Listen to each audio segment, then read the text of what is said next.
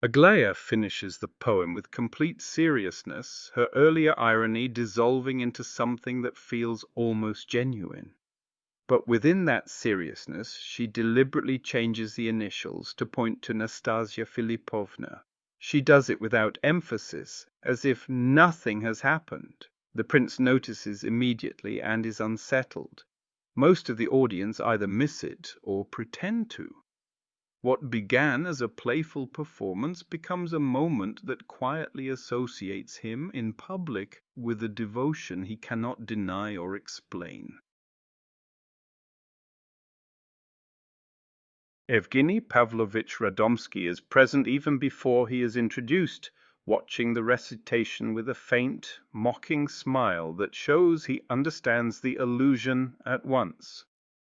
When he formally enters, his charm and ease contrast with the unease he creates. His civilian dress becomes the focus of disproportionate attention, and the prince senses that both the reaction and Evgeny's composure conceal something unspoken. When Pushkin is mentioned, Lebedev appears instantly with a finely bound edition, his family copy, and offers it for sale with elaborate humility. The moment is comic but exact. Even here, in a scene shaped by literature and feeling, he converts the situation into advantage, inserting himself while appearing deferential. The interruption comes from outside. 4 men have been waiting and are growing impatient. They are brought in. At their center is Dostoevsky, who claims to be the son of Pavlichev. Beside him stand Lebedev's nephew, a former boxer, and the visibly dying Hippolyte. They sit together, tense and self-conscious, projecting defiance, but unable to settle into it.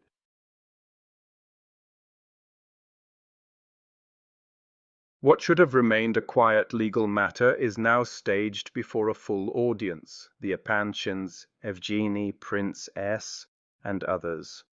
Aglaia urges the prince toward public vindication. Mrs. Epanchin demands a decisive resolution. Mishkin, despite a fleeting fear that this has been arranged to humiliate him, steps forward to receive them. He rejects suspicion, even when it might protect him. The scene closes with both sides facing each other.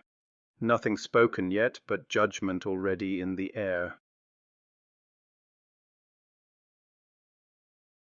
By inserting Nastasia's name into the poem without emphasis, Aglaia creates a moment that is both public and deniable. It is not declared, but it is seen.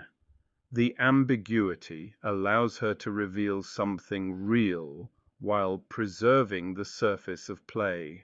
The prince feels the weight of it immediately, not because it is explained, but because it leaves him exposed in a way he cannot answer.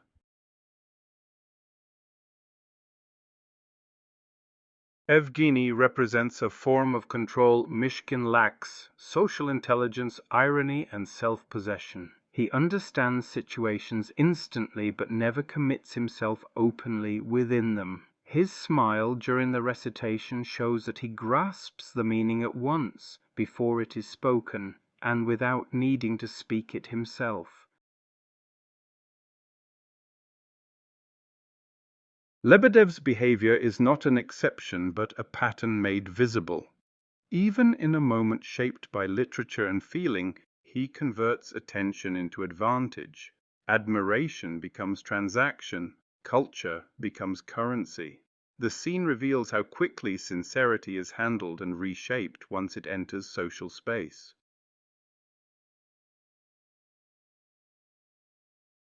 Hippolyte enters already collapsing. He falls rather than sits into his chair, breathless and visibly near death. In a chapter filled with ideals, beauty, devotion, moral claims, he stands as their contradiction. He cannot afford abstraction. His presence forces the scene back into the body, into time, into the reality that idealism cannot resolve.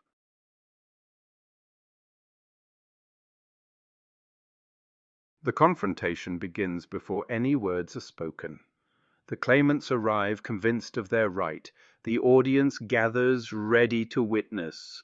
Mishkin stands already questioning himself. The imbalance is immediate. What matters is not yet the claim, but the posture each side brings to it. Dostoevsky pauses the scene here because the real tension lies in what has already been decided.